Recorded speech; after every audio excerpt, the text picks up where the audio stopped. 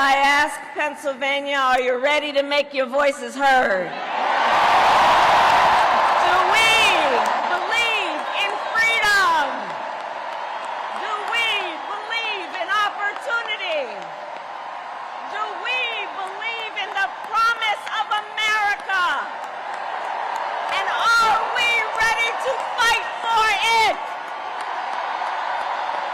And when we fight, we win. And now, welcome the next Vice President of the United States, Tim Walz.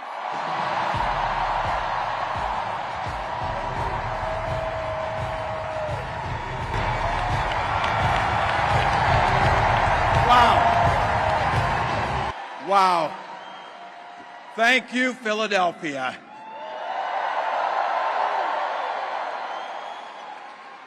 Thank you, Madam Vice President, for the trust you put in me, but maybe more so, thank you for bringing back the joy.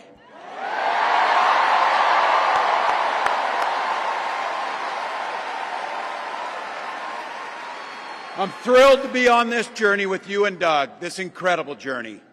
And Pennsylvania, I know you know this, but my God, what a treasure you have in Josh Shapiro.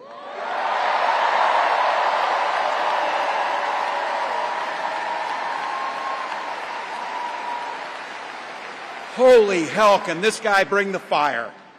He can bring the fire. This is a visionary leader. Also, I have to tell you, everybody in America knows when you need a bridge fixed, call that guy.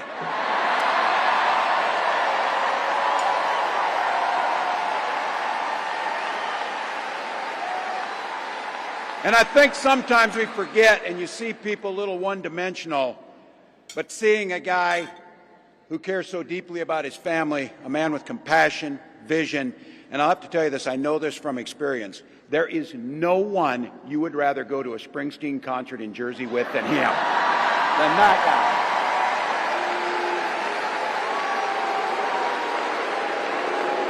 guy. Bruce! And I can't wait for all of you and America to get to know my incredible wife, Gwen, a 29-year public school educator. My fucking goat! Don't ever underestimate teachers.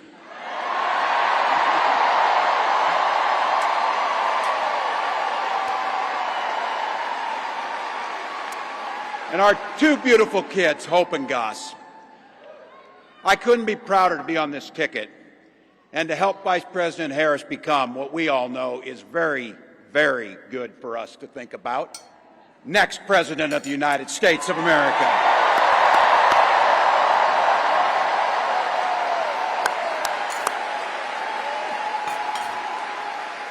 Motherfucker, name one of his children Gus, bro. Is such a lock. And I want all of you to hold this and don't ever underestimate the power of this. She does it all with a sense of joy.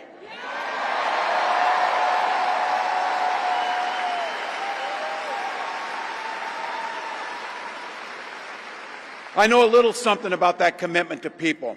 I was born in West Point, Nebraska. I lived in Butte, a small town of 400, where community was a way of life. Growing up, I spent the summers working on the family farm. My mom and dad taught us, show generosity towards your neighbors and work for a common good.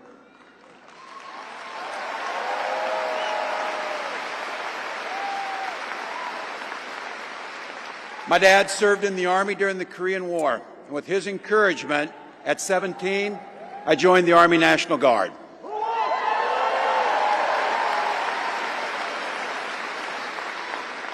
For 24 years, I proudly wore the uniform of this nation.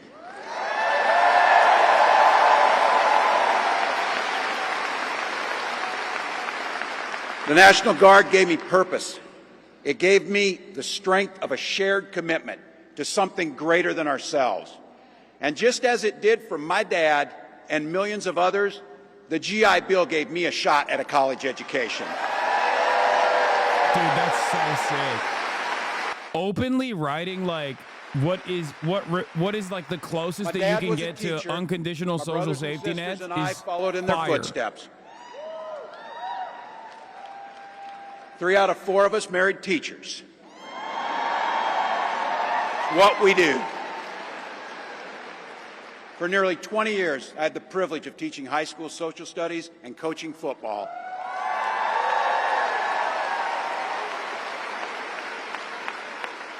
Including winning that state championship. So thank you. Don't ever close the yearbook. Don't ever. But it was my students. They encouraged me to run for office. They saw in me what I was hoping to instill in them. I believe this. Commitment I don't of think common he had good. any fucking. A belief that one person can make a difference. I don't think he thought he was like running So for in president. 2006, I took a leap and He's I the ran opposite. for Congress. He's literally the opposite of fucking Shapiro in that regard. And because high school teachers are super optimistic, I was running in a district that had 1 Democrat since 1892. Well, my neighbors graced me with an opportunity to represent them in the United States House of Representatives.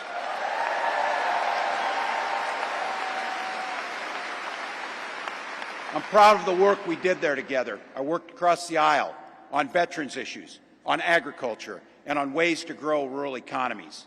I learned the art of compromise without compromising my values.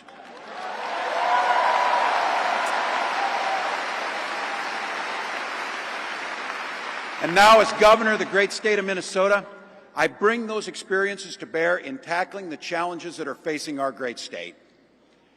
Minnesota's strength comes from our values, our commitment to working together, to seeing past our differences, to always being willing to lend a helping hand.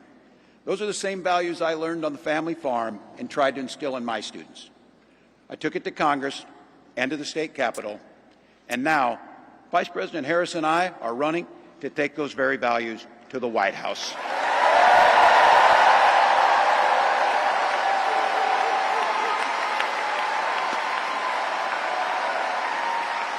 Yeah, he's the complete opposite of Biden, who's a corrupt career politician. He's a normal guy who rose to the merit from the bottom. Donald Trump sees the world a little differently than us. I think repackaging socialism or socialist policies or social safety nets as neighborliness is so fire. I'm nutting, dude.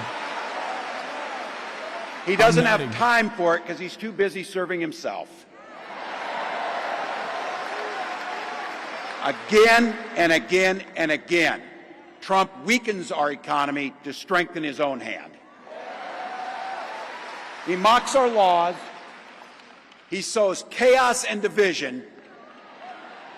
And that's to say nothing of his record as president. He froze in the face of the COVID crisis. He drove our economy into the ground. And make no mistake, violent crime was up under Donald Trump.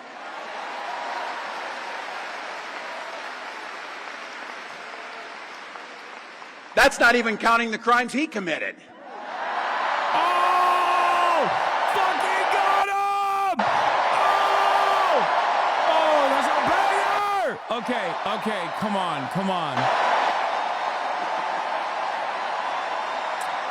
Come on, hold on now. Hold the phone, hold the door, hold the phone.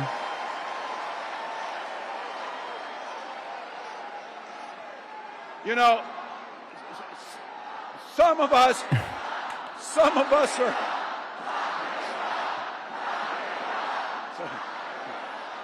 Some of us in here are old enough to remember. I see you down there. I see those old white guys. Some of us are old enough to remember when it was Republicans who were talking about freedom. It turns out now what they meant was the government should be free to invade your doctor's office. Yes. In Minnesota, we respect our neighbors and their personal choices that they make. Patient doctor, no third party. Even if we wouldn't make the same choice for ourselves, there's a golden rule. Mind your own damn business. I'm nutting again. He's making me nut. 60-year-old bald man made me nut like this.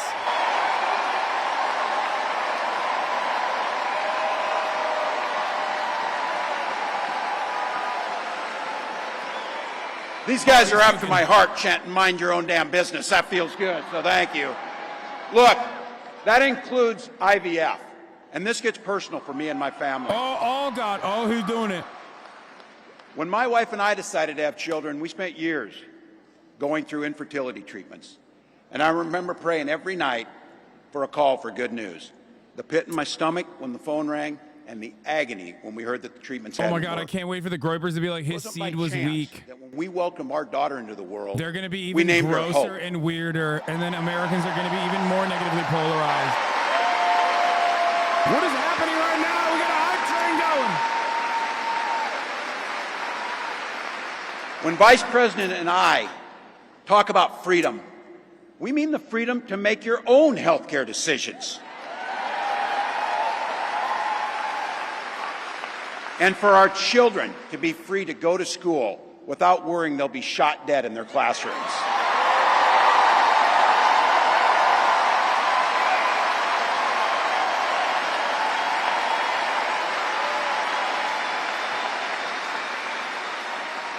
By the way, as you heard, I was one of the best shots in Congress, but in Minnesota, we believe in the Second Amendment, but we also believe in common sense gun violence laws.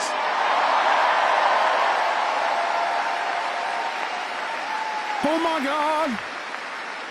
Vice President Harris' idea of freedom is a ticket for education to be that ticket to the middle class, not crippling debt. Air that's clean, water that's pure, communities that are safe.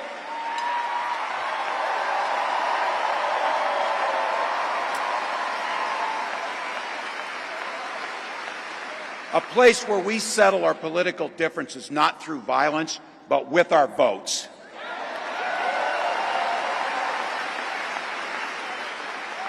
And that's what this election's about. What direction will this country go in?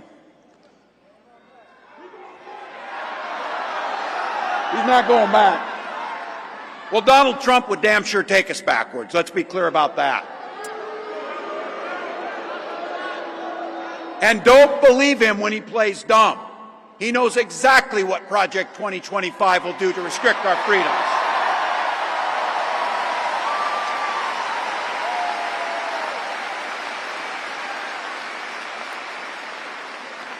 To rig the economy to help the super rich.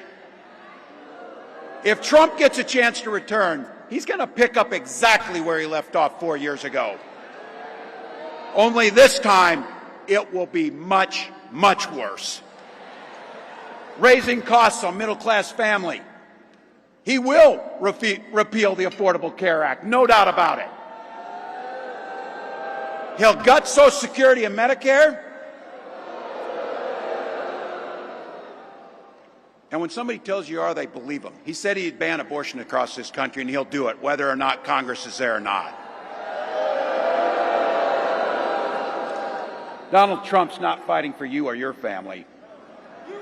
He never sat at that kitchen table like the one I grew up at, wondering how we were going to pay the bills. He sat at his country club up in Mar-a-Lago, wondering how he can cut taxes for his rich friends. Oh, nutting! And I got to tell you, his running mate shares his dangerous and backward agenda for this country.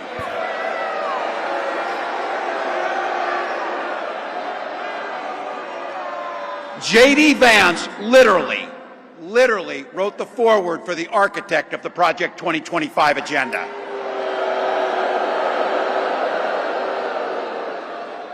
Like all regular people I grew up with in the heartland, J.D. studied at Yale, had his career funded by Silicon Valley billionaires, and then wrote a bestseller trashing that community. Come on! That's not what middle America is. And I got to tell you, I can't wait to debate the guy.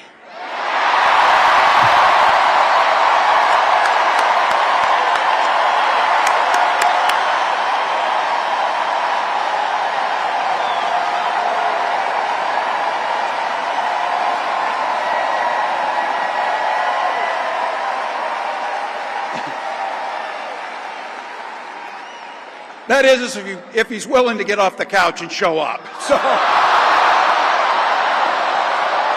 see what I did there?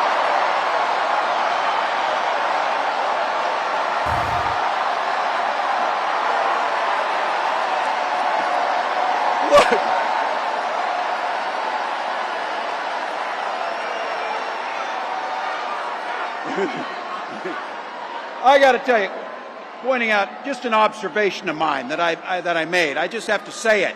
You know it, you feel it. These guys are creepy, and yes, just weird as hell. That's what you see. That's what you see.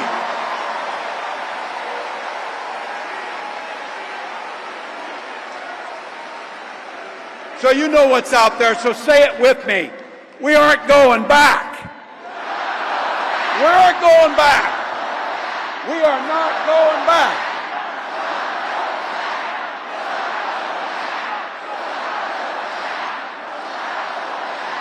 He made a couch comment. I missed it. I was tweeting. So we got 91 days. My God, that's easy. We'll sleep when we're dead.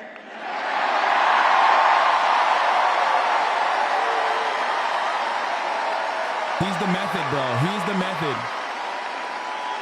Over those next 91 days and every day in the White House, I'll have Vice President Harris's back. Every single day. And we'll have yours.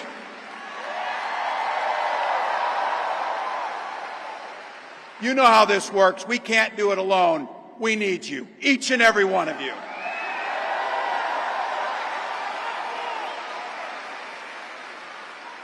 Go over to KamalaHarris.com, get on board, because we need you. Freedom to make our own choices. This leader, this compassionate, careful, joyous leader believes in each and every one of you.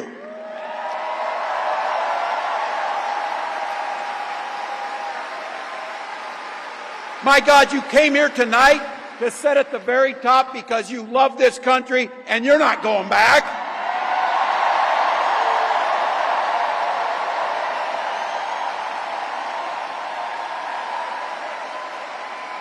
She believes in the opportunity for every single person to join the middle class. She believes in the promise of America. We just got to fight. We just got to fight. Because as soon-to-be President Harris says, when we fight, we win.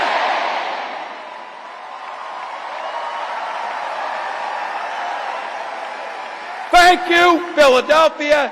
Thank you, Vice President. God bless America.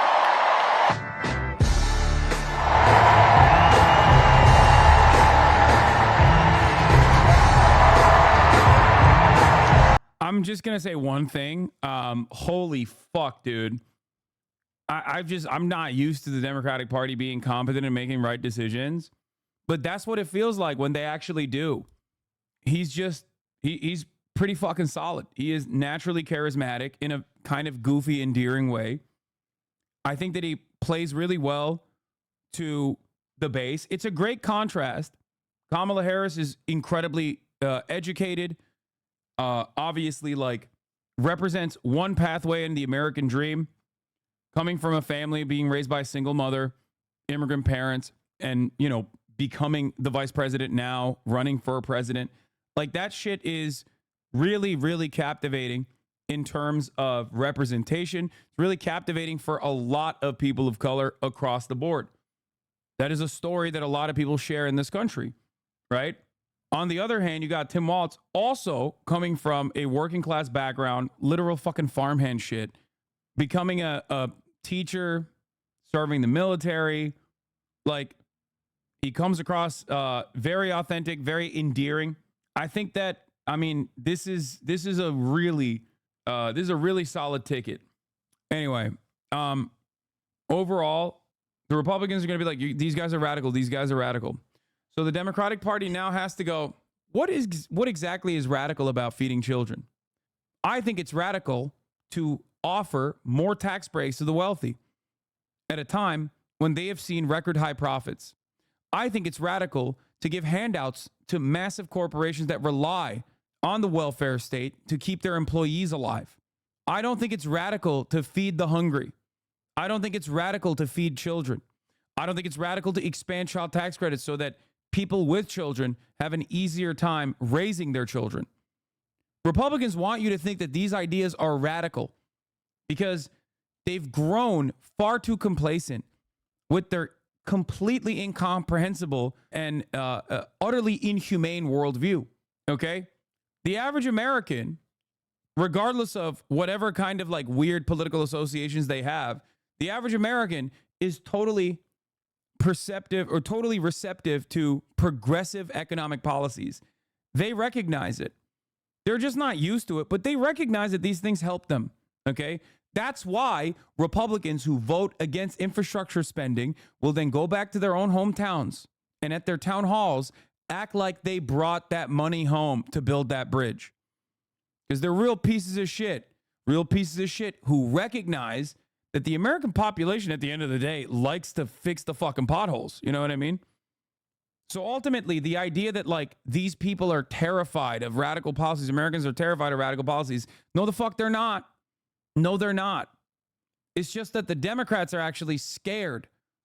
They're so personally invested in this narrative that like Americans actually despise progressive policy that they never want to run on it. They should. And that's why I really like Walz. Because Walz, make no mistake, has a very progressive agenda. A progressive agenda that the Republicans will spend a whole lot of time calling socialist. And now that Kamala is locked in with him, she has to defend those positions. And to me, that's great.